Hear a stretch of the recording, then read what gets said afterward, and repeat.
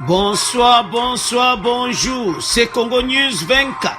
Chers téléspectateurs, comme toujours avant de commencer notre émission, nous disons merci à Dieu, nous disons merci à nos chers abonnés et téléspectateurs qui nous suivent partout dans le monde et en RDC. Premier point, ce congrès est une tentative de coup d'État contre le président de la République. Alors, Isaiah Koyinda, Gabriel Kungu kwa Mwanza ayindi sibandeko. Toko développant une émission nabiso.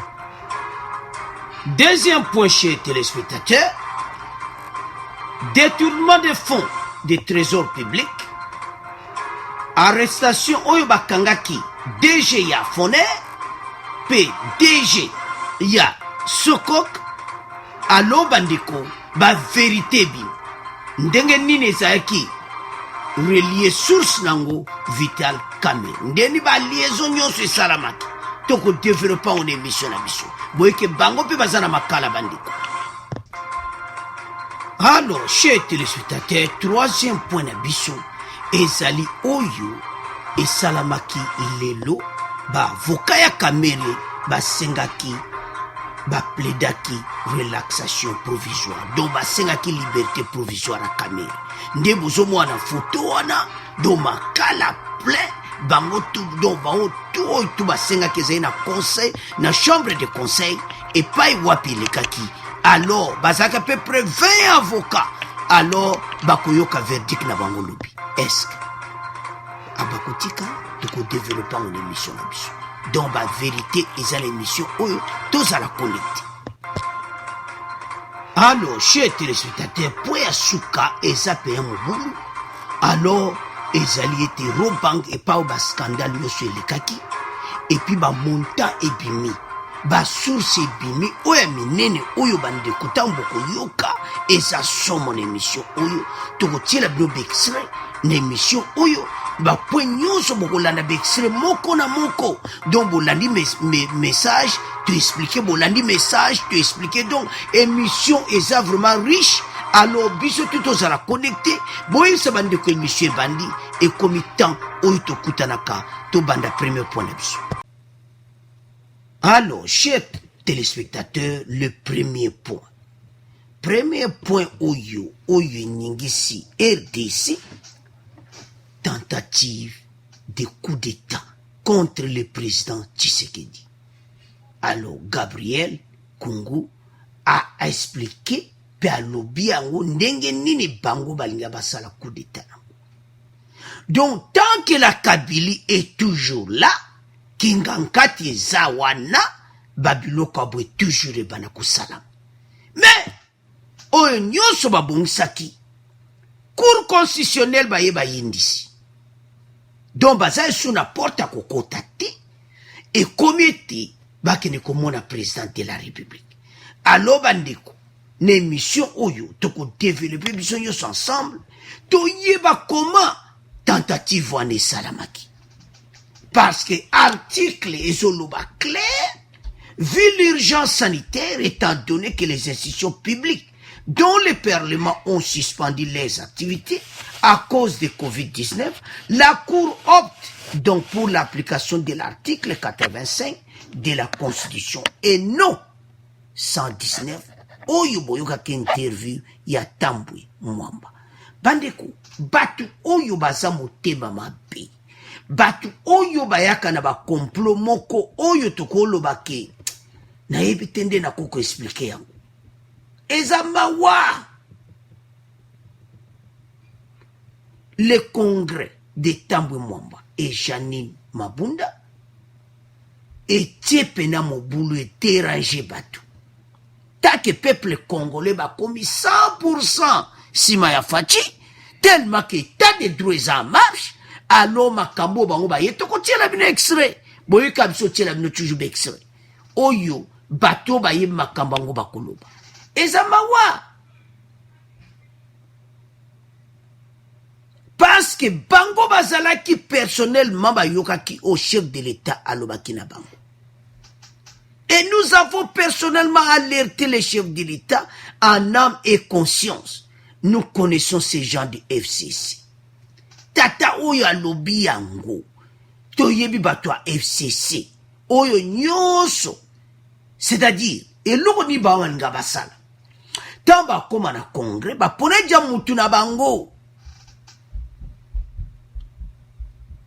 Pour eux, la coalition s'est reculée pour sauter. Ils ont peur et veulent rapidement revenir au pouvoir pour effacer les traces de toi, ce qu'ils ont fait au peuple congolais. Donc, état de droit de mutu esali makambo nyonso. Bafandi nye balobi, Kabila na bato basali ba réunion.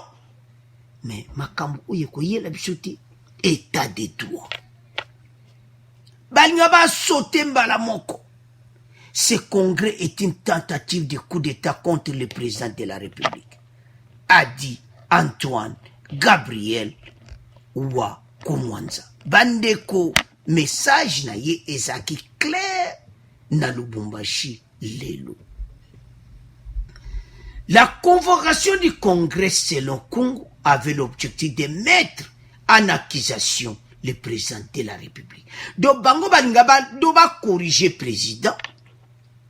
Et puis, secret dévoilé, il y a même un député déjà préparé qui devait soulever une motion incidentielle pour la mise en accusation du chef de l'État. Une motion déjà apprêtée par les FCC. Donc, Kabila Baswa Salaki Réunion. Tamba comme na congrès wana, alors motion ko pesama contre le président de la République.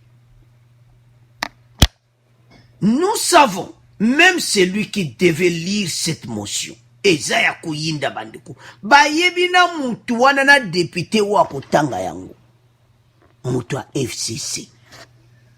Pona nini motema mabeboyi? Pona nini bozo tiamboka na désordre tozana ba problème ya maladie ya boy? Cour constitutionnelle basuki si bango. Nde bazawana mayele si le bango. Bazala ki pa fachi lelo bazala kuna. Alo bandeko loto ntolo banini batu oyo bazana ba plan ya mabe. Motema mabe oyo avec mukuna lobaki. Batu baza batu mabe coalition oyo ezalaki kaka po mission na bango ba finir do fachi. Mwana mayele. Ba posani taza mwana Etienne Tshisekedi. Ale ki bango na vitesse. Ba sutu ki bo bazana retard.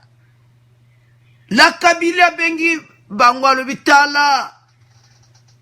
Makambo eza ya koyinda eloko tokosala nini? Congrès. Masolo na mesa. Ba député ba mo ba etangi motion contre le président de la République. Allons masolo na continue mai. Tolanda extrait oyo bon to continue mission na biso. Tard dans la soirée que la Cour constitutionnelle a pris un arrêt pour reconnaître la conformité de l'ordonnance prise par les chefs de l'État en matière de la mesure d'urgence pour pouvoir édicter certaines règles qui peuvent arrêter la propagation du coronavirus. Quand les députés sont en congrès, c'est l'argent qui sort. Aujourd'hui, cet argent, pourquoi n'est-il pas être destiné à acheter des masques? Aujourd'hui, nous pensons que nous, en tant que peuple, nous devons éviter que ce congrès se tienne. Alors, chers téléspectateurs, nous avons suivi Exrewana. Ba perte zanganatina parce que tali côté pe tout ça la COVID-19 bateau ba n'ébite bateau koto balingana ba peuple congolais tout ça la COVID-19 bango balma yali suba crise moko institutionnelle ba yebite que ba crise wana ko yela bango le suma be fatia ko dissoudre pe parler. Alors bolandi Exrewana bi o nyoso ba manba ya nango Elingeza la capona kotia désordre. Pourquoi tout le bibon? Parce que bango ba prépara ki motion moko baloba. Alors lelo Gabriel aya panzi bango. Ayin alobi bango direct ezaki na Lubumbashi. Kioza coup d'état. et puis bayebi na député wanga tanga motion wana na mesa. Nous savons, même celui qui devait lire cette motion, ce comportement ne nous laisse pas tranquilles. Et ça kotia mboka, balinga batia mboka kaka na désordre. Parce que bamona te masolo na ndenge zo kende, nde fatia me masolo ngo ezala ki programme bango bakmona ki ngo kozala bongo te. Fachi asali ba manœuvre na yi. Mais loko babosana ki ministre de l'Intérieur Azaya Kash Kankonde asukisi masolo batu nyonso bakobengana bango bakozala te, police akobengana batu nyonso parce que plus de 20 personnes bakoko sangana te. Alors tambwe mamba bayoki soni eloko nini sio yesi bango soni la cour constitutionnelle.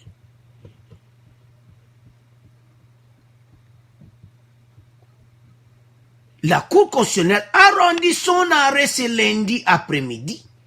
Elle déclare conforme à la constitution d'état d'urgence sanitaire décrétée par le président de la République. La haute cour siégeait en matière de conformité à la constitution. Bamoni ete oyo fatia lobaki ezanango clair. Yango bomoni totieli bino wana ke même bato ba yeme peko ba monete cour constitutionnelle tanga tangi. Vu l'urgence sanitaire, étant donné que les institutions publiques dont le Parlement ont suspendu les activités à cause du Covid-19, la Cour opte donc pour l'application de l'article 85 de la Constitution et non l'article 119 oyo tambwe ayakinamo. Bande kumotema mabeabui. RDC ko avancer ndemni batu oyo eko suke la bango mabe na nde bazo ya contre fachi o nyonso bazo préparer yango Kabila na kingankati mayele na esi donc ya monika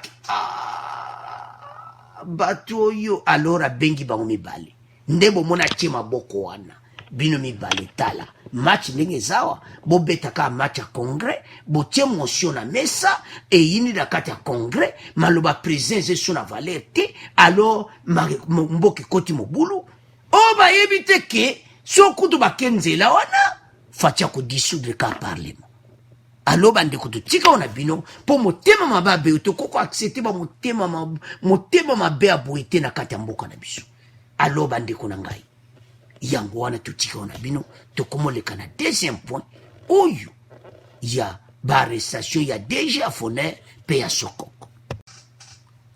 Alors chers téléspectateurs, comme vous voyez bozo mona wana Fulgence Baramos DG Afoner, Modeste Makabuza ya Sokoko et puis Benjamin Wenga ya Ovidi. Boyebi ke bango misato wana baza na prison. Donc ma solo ndenge zo kende ba vérité epele ebimi. To banan ya Sokoko po bate bele ba yeba kieti. Asa homme d'affaires moko kuna na Nord Kivu, le patron de la société Sokoko. Donc ye mbala moko abimi ezalaki dans un mutu mo pe dossier na ye pe exali batuma mutu mobulu mutu mbala mo aju kopo ndenge ni abani pe ko ba journaliste en faisant visiter les journalistes et autres professionnels des médias les travaux de construction et de modernisation de plusieurs routes à travers Goma. Modeste Makabuza yekutu bakotsa ke mbala mona kata karo na ba police tala kara uneza bakotse ka mbala moko ale direction prison do bakangi yende ngazana azana kata mbala prison kuna na Nord Kivu. Alors chers téléspectateurs, yesikoyo alobio mbongonga na zwaki akosi na ku mbongo ngana zwaki za kuto Union Européenne boy na boy bona eko bimaki asinyaki contrat na DG oyo ya OVD. Yango moni DG OVD basimbi ye. DG OVD dossier basimbi ye ne yango wana. Mais source na bango nyonso eza nani? Eza Kamere. Eza mawa. Sokok a signé un contrat avec le gouvernement central par l'entremise de l'OVD. Gouvernement central nani. Donc makambo nyonso ndenge utaki marché oyo balobi de gré en gré oyo Kamere azali kosala. Alors Sokok sikoyo a signé un contrat. Il avait décroché le marché d'exécution il y a 12 522 km à Goma et 20 km à Bukavu. Alors, donc, soko tali siko babiloko oyo, batu baso lia bambongo à travers kaka Kamere. Tozo yana poana o basenge ki ba avocat ne ba ye 20 avocats ba ye na makala, e yaki na makala parce que cour bazo kena makala mais to beb sa poana tozo yana poana. Alors, Sokok azo défendre que non, projet monsieur est financé par l'Union européenne, banako 32 km, tout bon. Et puis Foner oyo. Iye pendako. En tout cas, mboka na biso. Ya pendi bala, ya kusakana na nguti. Fulgence, so batangi bandaku na ba pays d'Europe.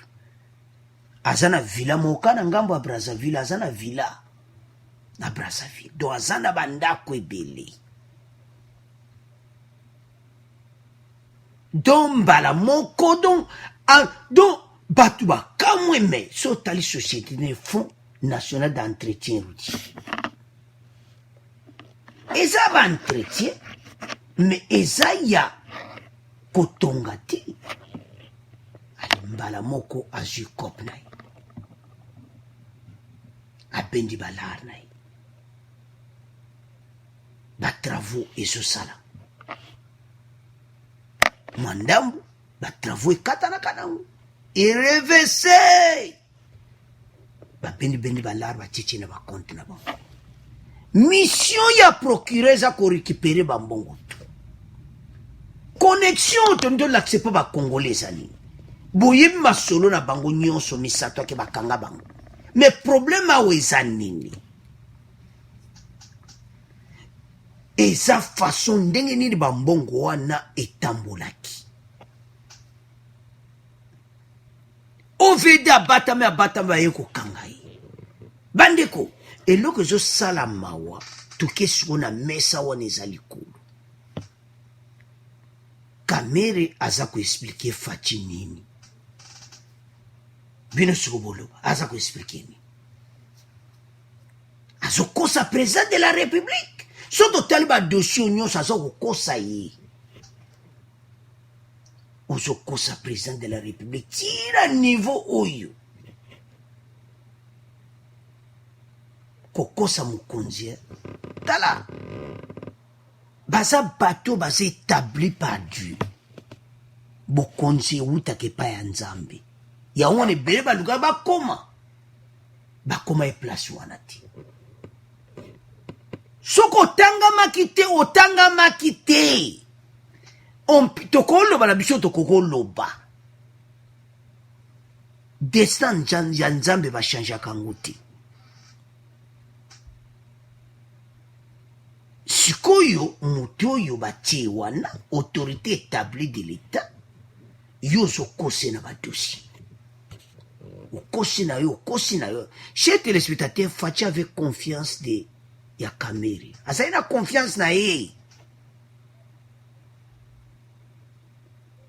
Mais oyo Kamere sali ye. Eza mawa ezongeli ye moko. Ndenga azawana. Azawana na président Zoloba. Na sali Fachi mabe. Na za vraiment mutu mabe.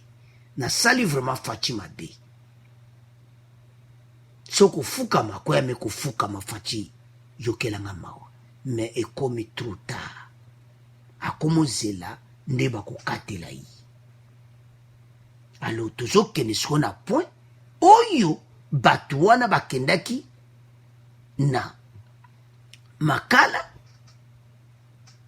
bongo to continue mission na biso.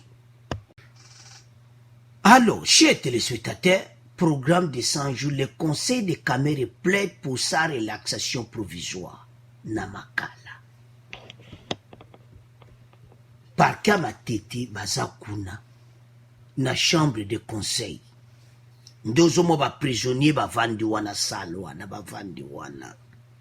Et pas wapi ba vandi audience ezoleka ya Kamere. Ayaki tokolanda mon extrait. Bokolanda extrait bandeko boyoka toyela bino toujours d'extrait. Bokoyoka. Kuna, il avait demandé, était, Bapesaye, liberté provisoire. Le conseil de Kamere plaide pour sa relaxation provisoire. Bakotsa kiango lelo, basala kiango, batuna ki ba question makambo ebele o eleki kuna nantoyo kiango te. Lobi bakoyebisa ba. Dans l'affaire du détournement présumé des deniers publics par Vital Kamere, l'audience en chambre de conseil sur l'appel de l'inculpé s'est terminée ce mardi 14 avril à la mi-journée.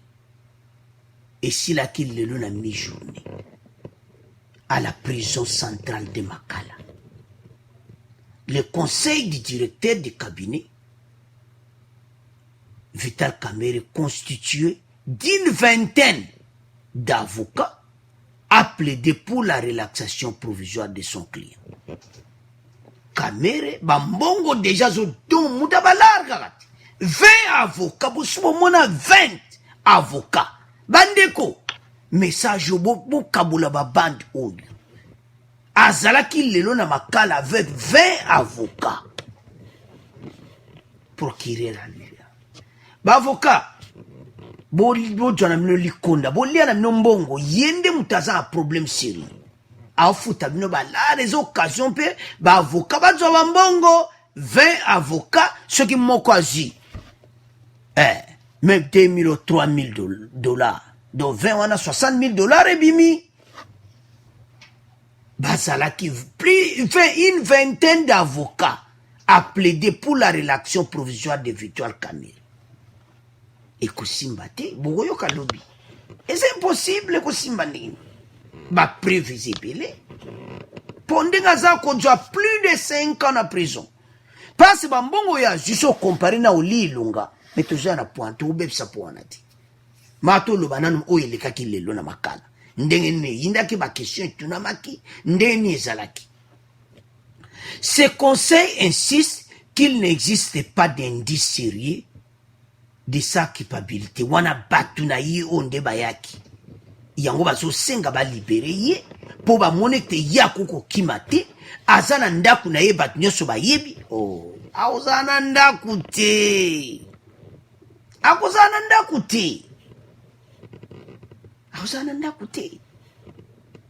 Ba Congolais ba peso mesa ba bifa vanda kuna et puis azong sa bambongo nyonso. Alors toyoka oyo ba Congolais ba lobi bon to continuer mission na biso. Bazoi ba mbongo wana na sepe mata mukete. OK? Bango Kamere kota ki pa bongisa mboka. Yesu ayo bebisa mboka na ndenge. Hein? Osebete na ndenge Kamere akoti position. Te na sepete ba za muyibi. Awakota buki muyibi. Ayakita bongisa mboka. Ayakita bebisa mboka nde. Ayakita bebisa mboka papa. C'est que l'état de droit pénal. Oui, l'état de droit est normal. Ne ba zuye ne mwana ba sambi seti na suka. Azo sambonga l'état ya bisa bana pepe. Biso boto vivre nango. Alors, chers téléspectateurs, vous avez suivi. Vous avez kandengini ba Congolais na Kinshasa basa. Don na mboka EDC mo bazana kanda.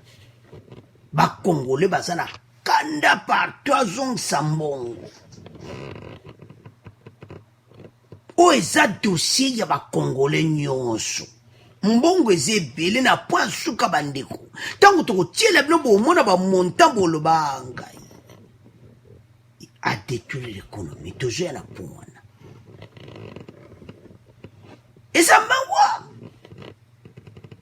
aza moto akosala do na ndenge bazokalkile yango do Kamere akosala donc plus de 10 ans na prison loba apesa bambongo nyonso pene na ye kokita me soki apesi bambongo wana nyonso te montant tozoya na suka tokobebisa mpo wana te bokoyoka mpe extrait eza mawa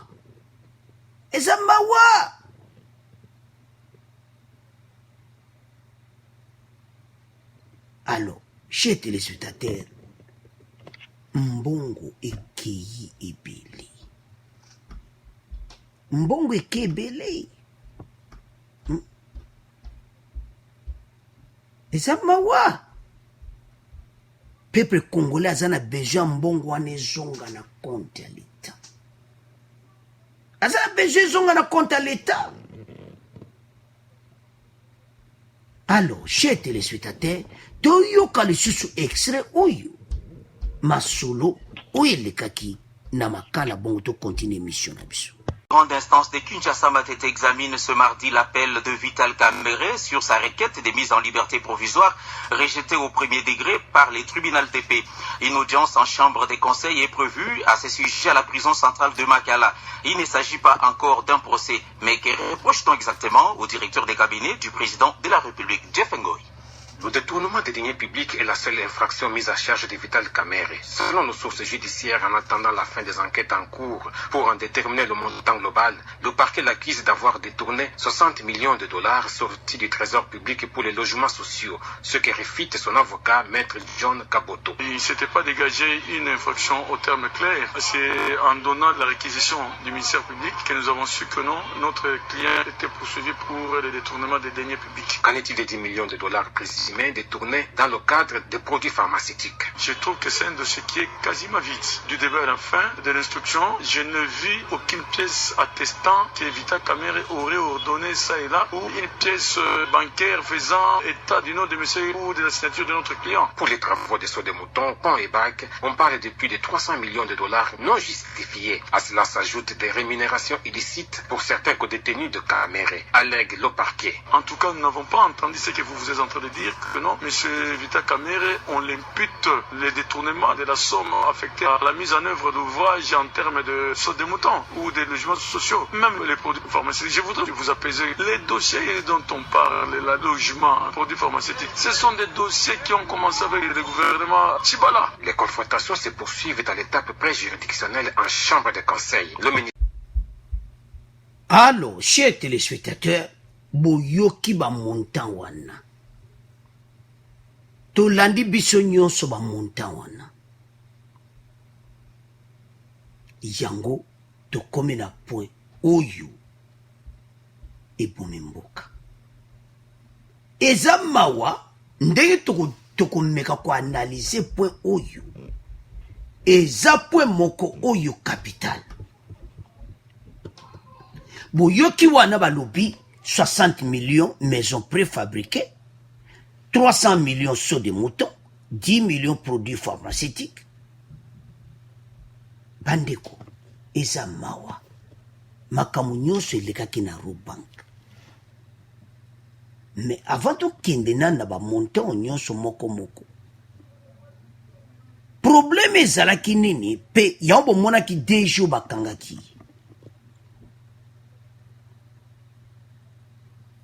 Ba juge batunaki na Belgique. Yoko bimisa ba montant ndenge wana espèce na mokoloni de ba 100 000, même 10 000 okuto biye belo bimisa mbala moko boyi. Il faut ba virement ou bien par chèque ba mbongo na espèce belé na ba banque ne na Belgique ko bimisa ngote. Problème ba kangaki ye batune pourquoi bimi bo pesa ki ba mbongo abo passe yo za banque. Trésor public a sa client na yo. Tango ba montant minene zo bima ba espèce.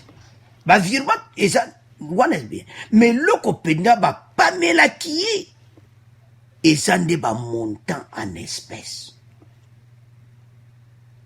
ko bimisa ba montant en espèces ya ndenge wana eza mawa. Alors to banda nanda 60 millions pasi virement et salamaki pasi apesa moka mwa mbongo moke selo tata oyo alobaki azongisi na 3 millions wana donc 57 millions eyaki na virement bancaire. Transfert wana ntango kamere basali transfert wana eke na Ecobank ntango batali non eza clair te mbongo. Ecobank baboye koyamba transfert wana bamonaki ke eza clair te 57 millions oyo kamera transféré na Ecobank pona ba maison préfabriquée babimisa. En tout ça président de la République a yebi le côté. Oh na leba bandaki ba projet nyonso il faut avant bimisa mbongo ayebisi président ya commune kusala kaka pour président le mois azate président peut-être a voyagé ya zo sala masulu. Alors Ecobank batali montaba